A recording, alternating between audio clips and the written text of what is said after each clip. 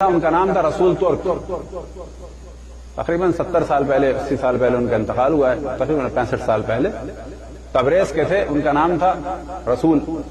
ماں باپ مذہبی تھے, نیک تھے. یہ تہران آ گئے. تہران آ کے جو ہے وہ شامل ہو گئے جو گینگسٹر ہوتے ہیں اسی میں, اور پھر اپنے زمانے کے علاقے کے دادا بن گئے رسول ترک.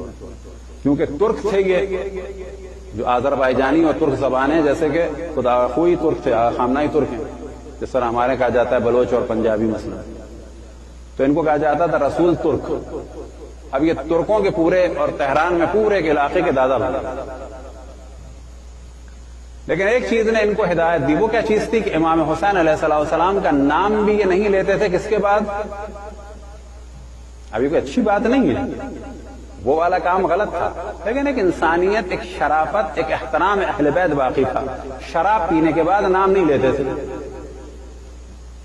اس کا کیا معنی ہے کہ انسان ابھی پورا کافر نہیں ہوا, پورا اللہ کے خلاف نہیں کھڑا ہوا.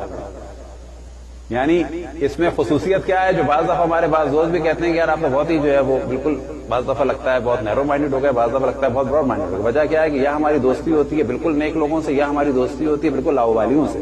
وجہ کیا ہے؟ بعض لاؤبالی منافق نہیں ہوتے, جو ہوتے ہیں کہتے ہیں کہ ہم قبلہ گناہگار ہیں, ہمیں ضرورت نہیں ہے وہ اقرار کریں گناہگار, لیکن وہ کہتے ہیں ہاں ہمیں گناہگار ہوں.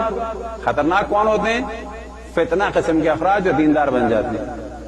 سیدھی سیدھی بات, میری دوستی کبھی بھی نہیں ہوئی, یا بالکل ادھر والوں سے ہوئی یا بالکل ادھر والوں سے ہوئی, یا واقعا نیک ہو, یا کم سے کم کیا کہے کہ ہاں میں نیک نہیں ہوں لیکن نیک لوگ اچھے لگتے ہیں, میں گناہگار ہوں لیکن مجھے نیکی اچھی لگتی ہے. وہ جو بیچ کا طبقہ ہے کہ میں ہوں تو گناہگار لیکن بنا ہوا نیک ہوں, وہ سب سے خطرناک ہے. تو یہ جو جناب رسول ترک سے کہ خداوند تبارک و تعالیٰ ان کے درجات کو بلند سے بلند فرمائے, ان کے اندر ایک ابھی دین باقی رہ گیا تھا. شب عاشور گئے امام بارگاہ میں, اور جاتے میں اپنے فارسی میں کہا جاتا ہے نوچے, وہ جو ہوتے ہیں ہواری, ان میں سے ایک نے کہا کہ ہم اندر گئے, انہوں نے نہیں جانے دیا. تو انہوں نے کہا چلو چلتے ہیں, لیکن یاد رکھو غصہ نہ کرنا. شب عاشور ہے, امام حسین کی جگہ, یہاں غصہ نہ دکھانا. وہاں ان لوگوں نے نہیں آنے دیا, کیونکہ ان لوگوں کا طریقہ بھی وہ تھا جیسا کہ کتابوں میں نقل ہوا, گلے میں ان کے رومال تھا, رومالوں کو اس طرح سے عام طور پر جو ہے وہ ہاتھوں میں رکھتے تھے, وہ گھما رہے ہیں, اس قسم کی چیز تھی. تو انہوں نے لوگوں نے ٹوکا, تم لوگوں کے آنا جانا اس طرح سے مجلس کی حیثیت کو خراب کرتا ہے. اب یہ وہ فرق تھا کہ پولیس والے ڈرتے تھے شاہ کے زمانے میں, لیکن امام بارگاہ والوں نے جب روکا تو کہنے لگا نا. اور واپس آنے کے بعد جو ہے اس نے امام حسین سے جو ہے شکوہ کیا کہ میں تو آپ کا نام بھی نہیں لیتا جب شراب پیتا ہوں, تو منہ پاک کرتا ہوں پہلے, میں تو آپ کا نام بھی نہیں لیتا, شراب پی کے آپ نے مجھے آنے نہیں دیا. صبح کو جو ہے وہ انتظامیہ والے آئے, اور آنے کے بعد انہوں نے کہا کہ رسول دروازہ کھولو. انہوں نے دروازہ کھولا, تو کیا ہوا؟ کہنے لگے تمہیں آنا ہے آج. یہ کیا ہوا؟ کل کا وہ نکالنا اور آج کا یہ بلانا, یہ کیا ہے یہ سب کچھ؟ کہنے لگے میں نے خواب دیکھا. کہ کیا خواب دیکھا؟ خواب نہیں بتا سکتا, کہ میں خواب نہیں بتا سکتا. کہنے خواب بتانا ہوگا. کہنے میں خواب نہیں بتاؤں گا, تمہیں برا لگے. کہنے مجھے بتا دو کیا. کہنے لگے میں نے خواب دیکھا عصر عاشور, امام حسین کے خیمے کو لوگوں نے گھیرا ہوا ہے, لیکن کسی کو بھی یہ کتا آگے نہیں بڑھنے دے رہا. میں بھی آگے بڑھ رہا ہوں تو وہ کتا جو ہے وہ سب کو ہٹا رہا ہے. میں نے غور سے دیکھا, وہ کتا جو تھا اس میں سر تمہارا لگا ہوا تھا. اس نے فوراً دیوار پہ سر مارا کہ یا امام حسین آپ نے مجھے اپنا کتا تو قبول کر لیا, یا امام حسین آپ نے مجھے اپنا کتا قبول کر لیا, یا امام حسین میں آپ کے خیمے کی رکھوالی کے قابل ہوں. یہاں سے جو اس نے توبہ کی, اپنے محلے کے امام جماعت کے پاس آیا, اپنے پوری گناہوں کی فہرست دی. عیسائیوں کی طرح سے نہیں کہ میرے گناہ معاف کرا دیں, اس کا میں نے یہ لوٹا ہے, اس کا میں نے یہ لوٹا ہے, اس کو میں نے مارا ہے, اس کو میں نے یہ کیا ہے, آپ جا کے میری طرف سے ان سب سے معافی مانگو.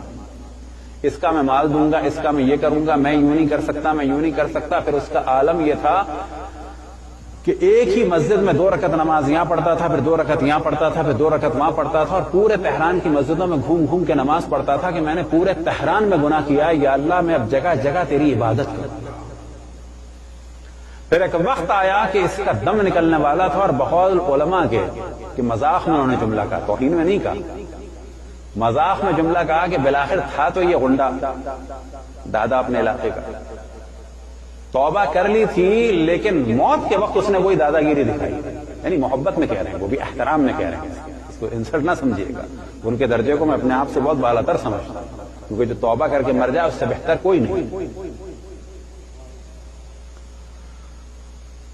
آخر وقت میں بہت بعض علماء کے مذاق میں کہ وہ دادا گیری والا مزاج آخر میں دکھا دیا۔ وہ کب دکھا دیا؟ کہ دم نکل رہا ہے، اور کیونکہ وہ ترک تھے اور موت کے وقت جو ہے وہ فارسی وارسی ظاہر مشکل تھی، تو موت کے وقت وہ اپنی مادری زبان پہ آ گیا، نہ میں نہیں جاؤں گا مولا، میں نہیں جاؤں گا، میں اپنی جان نہیں دوں گا جب تک آپ مجھے لینے نہیں آئیں گے، میں اپنی جان نہیں دوں گا جب تک آپ مجھے لینے نہیں آئیں گے۔ پھر اس کے بعد اپنے بعض دوستوں سے کہا تھا کہ میں نے توبہ کی ہے، پتہ نہیں کوئی میرے تشیع جنازہ میں آئے بھی نہیں آئے، مجھے نہیں شوق لوگ آئیں، لیکن مجھے ڈر لگتا ہے لوگ توبہ نہیں کریں گے کہ توبہ کے بعد بھی غنڈوں کی نماز جنازہ میں لوگ نہیں آتے۔ اب انہیں صدمہ یہ تھا،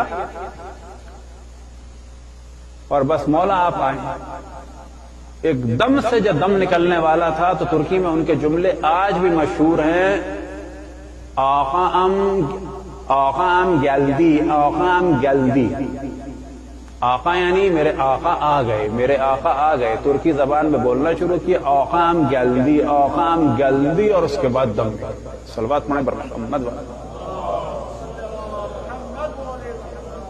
اور لوگوں کے بقول کہ اتنا بڑا تشیع جنازہ تھا ان مرحوم کا کہ بعض خواتین اور لوگ یہ پوچھ رہے تھے کہ کس مجتہد کا، کس عالم کا انتقال ہوا، تو لوگ بتاتے تھے کہ انتقال ہوا ہے رسول ترک کا۔ آج ان کی قبر جو ہے حرم معصومہ سلام اللہ علیہا کے سامنے روڈ کراس کر کے جو ایک قوم نو کا قبرستان کہلاتا ہے وہاں ہے، اور بڑی تعداد میں ایران کے لوگ جب جناب سیدہ کی زیارت کے لیے آتے ہیں تو جناب رسول ترک کی زیارت پہ جاتے ہیں کہ اس کے ذریعے سے انسان سیکھے کہ استغفار کیا ہوتی ہے۔ صلوات پڑھیں بر محمد۔